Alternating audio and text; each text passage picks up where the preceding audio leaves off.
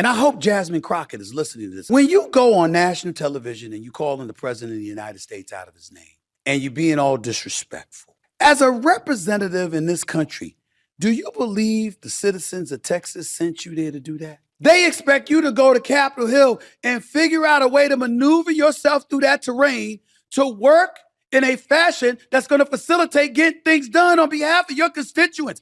That's your job. That's your job. But it ain't your job to say he ain't shit. He ain't worth a damn. That's not your job. Years ago, I used to describe Stephen A. Smith as the world's highest paid parent. And the reason I did that is because I didn't think that Stephen A. Smith actually believed a lot of what he was being paid to say. For example, every time a black head coach was fired in the NFL, "This is so racist." The summer of woke love in 2020, when the NBA turned into a shrine of mythical racism, where NBA games were being canceled because players were pretending to be emotional over Jacob Blake. KC, who in the hell is Jacob Blake? Yeah, that's exactly my point. It's been 5 years, and most people don't even remember who he is. But when NBA games were being canceled over alleged criminals, Stephen A. Smith and ESPN were defending it. But I never thought that Stephen A. Smith truly believed what he was being paid to say, at least not all of it. I don't think Stephen A. believed that the NFL is racist. I don't think he believed that the NFL is modern-day slavery, like Colin Kaepernick said. I think he might have been pressured by ESPN and maybe even his own community to believe the myth of mythical racism. Over the last couple of years, we've started to see the real Stephen A. Smith. Someone who is not afraid to call out the bullshit. Someone who is not afraid to reject the myths that the mainstream media wants the black community to believe. Someone who is not afraid to call out Jas Crockett and deal with the consequences. For years, maybe even decades, the mainstream media has tried to convince black people that the white man is their biggest threat. Don't trust the white man. He will give you a paying job and expect you to actually work for it. The media has tried to convince black people that the white man is dangerous, even though every statistical metric proves that is not the case. I have a lot of black men and black women in my audience. Let me let you guys in on a little secret. I know you guys are smart. Well, obviously you're smart. You're watching me. But all kidding aside, you probably already know this secret, but I'll share it with you anyway. The vast majority of white people don't really give a damn about what you've got going on. Like you, they're just trying to raise their kids, trying to raise their family. White people aren't preventing you from succeeding. White people are not stopping you from supporting your own family. One of my channel members that I talk to all the time, almost on a daily basis, he's a high-ranking officer in the military. You know how many white men stopped him from getting that position? None. White people aren't destroying your neighborhoods. They're not leaving your children without a father. White people are not holding you back, and they're damn sure not oppressing you. You want to know what I think the biggest threat is to the black community? The black community. More specifically, this disease of groupthink. This notion that black people have to think the same way. It's insulting. This notion that black people have to blindly defend each other even when they're wrong. The backlash that Stephen A. Smith has received for having the audacity to criticize Jasmine Crockett, this is exactly what I'm talking about. Jas Crockett is a disgrace. She's an embarrassment to her congressional district. And the reason Stephen A. Smith is calling her out is because he knows. He knows Jas Crockett is damaging the perception of his community. And instead of being supported, instead of being praised for having the courage to call it out, Stephen A. Smith is being vilified by his own colleagues. Make sure to like and subscribe. You can follow me on Twitter at KC_BTL84.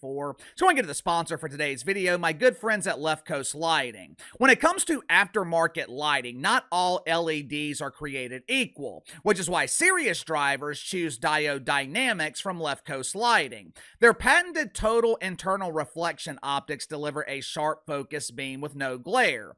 LEDs from Diode Dynamics are waterproof, shockproof. They are tested in extreme environments and they're made to survive conditions, whether on or off road. To me, the best part is the simplicity. Whether you're looking for fog lights, headlights, doesn't matter. LEDs from Diode Dynamics, easy to install. The LEDs are plug and play, so there's no cutting or rewiring. Installation, quick and easy. Also comes with an industry-leading 3-year warranty and lifetime support. If you want lighting that's brighter, tougher, smarter, click the link in the description below. Use my promo code BTL10. Receive 10% off your first purchase with Left Coast Lighting. Earlier this week, Tiffany Cross. KC, who in the hell is Tiffany Cross? You guys have already forgotten Tiff? I know it's been a couple of years since she was fired by MSNBC for being a radicalized lunatic. But how could you guys forget the beautiful, lovely face of Tiffer the Bongo Sniffer? Since she was fired by MSNBC and she was no longer receiving woke welfare, Tiffany Cross was forced to earn money by building her own platform. Unfortunately for Tiff, it ain't going well. When I tell you no one is listening to this podcast, I mean no one is listening to this garbage. Last month, the Native Land podcast generated just over 400,000 views here on YouTube. Now, just for comparison purposes, the channel you're watching right now generated over 400,000 views in the first 5 days of October. Earlier this week, Tiffany Cross was sitting around with a group of unknowns and they were complaining and criticizing Stephen A. Smith. There were 2 women and 2 men on the panel. 2 of them were bald, and surprisingly, the bald panelists were not the women. Anyway, Tiff was complaining about Stephen A. Smith having the audacity to criticize Jasmine Crockett. Watch for yourself. And so when men are frustrated with this system, it feels like they fight us.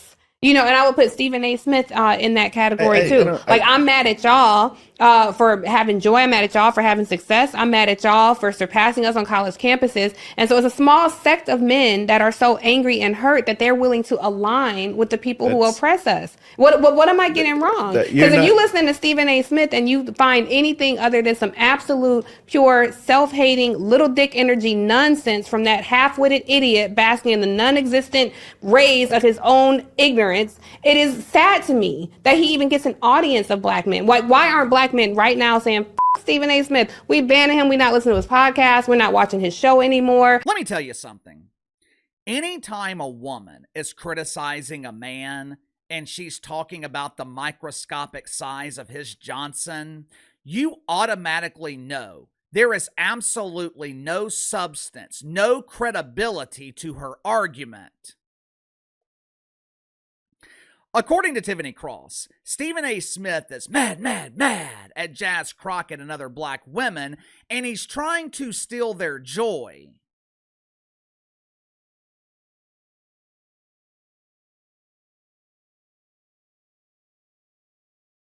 Excuse me? Joy? Stephen A. Smith's trying to steal their joy? What joy?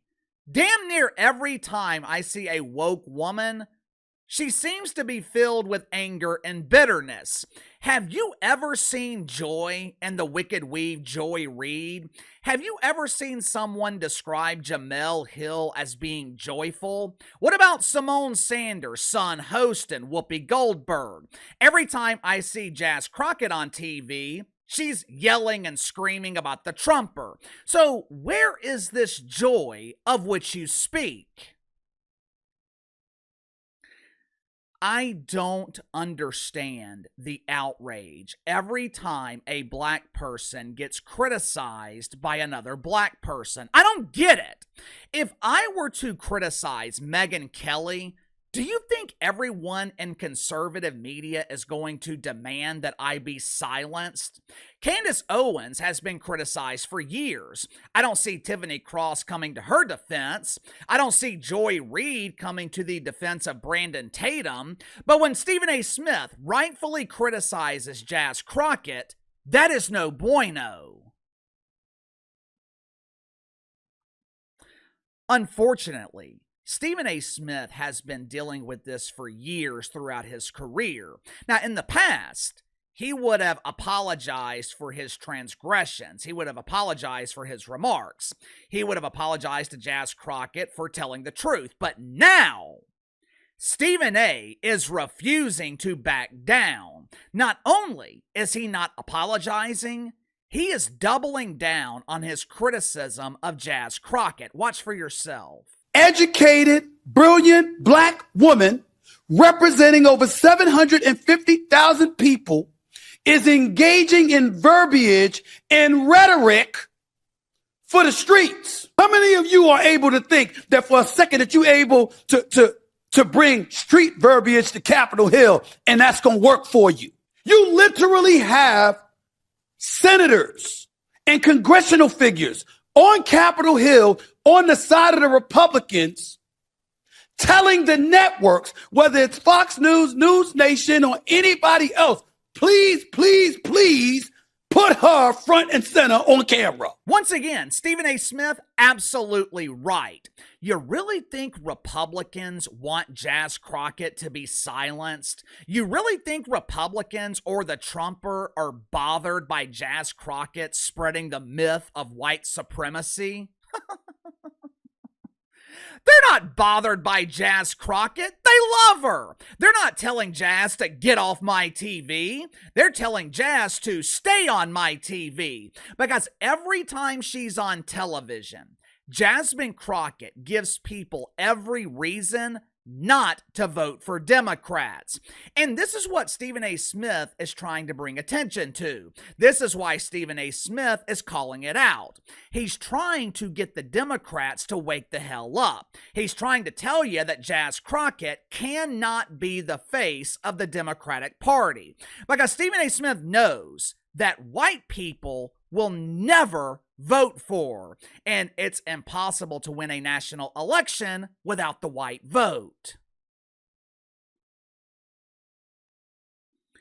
You know, the thing that bothers me most about Jasmine Crockett, she is a fraud. You know, I expect Cardi B to speak the way she does. Cardi B is an entertainer. She's a rapper. She was raised in the Bronx.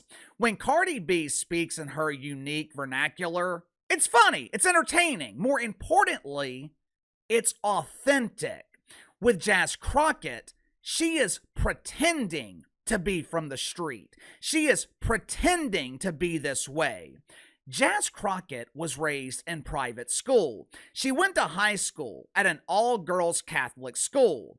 Jasmine Crockett is very educated. She's a brilliant woman, received her law degree from the University of Houston. So why is she going on television and pretending to be something that she's not?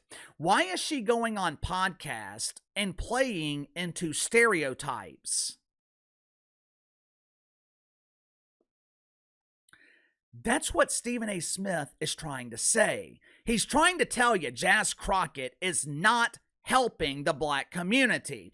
And instead of listening to him, instead of acknowledging what he is saying, his own colleagues in the mainstream media, they would rather vilify him and discredit him. Sound off in the comments below. I'll see you guys tomorrow.